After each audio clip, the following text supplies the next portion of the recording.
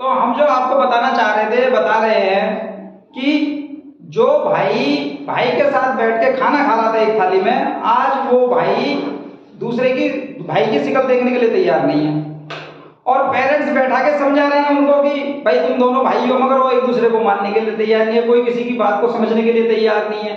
किसी भाई से अगर कोई गलती हो गई है तो उसको बस गलत ही गलत, गलत ही गलत। किसी भाई ने कुछ करा परिवार के लिए, किसी भाई ने कुछ नहीं करा परिवार के लिए, ये सारे समस्या इतनी बढ़ा दी गई है आज समाज में बहुत ज्यादा।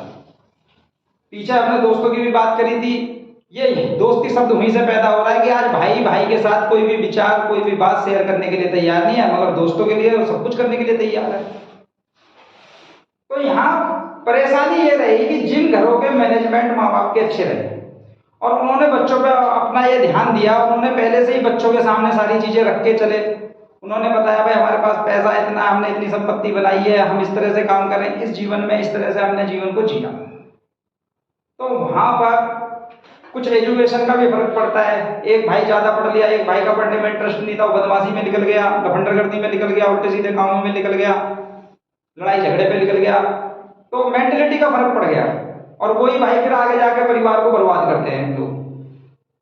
बाद में एक परिस्थिति माँ बाप के सामने ऐसी आती है कि संपत्ति का बंटवारा करना होता है।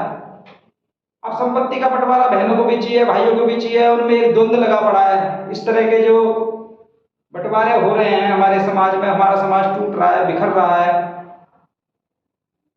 ये सदियों से होता आ रहा है। संपत्ति के लिए लड़ाई महाभारत में हुई है, भाई के साथ लड़ाई थी।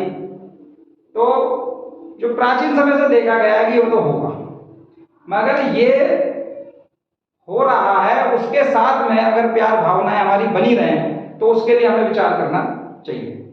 हमें अपने पेरेंट्स के उस संघर्ष को नहीं भूलना चाहिए जिस संघर्ष से उन्होंने हमें पाला है, और पाला है वो संघर्ष के लिए। क्या हमारे माँ बाप ने हमें इसीलिए पैदा करा कि हम एक दूसरे के दुश्मन बन जाएं और एक दूसरे के साथ हम बदतमीजी करें, अपने पेरेंट्स के साथ बदतमीजी करें?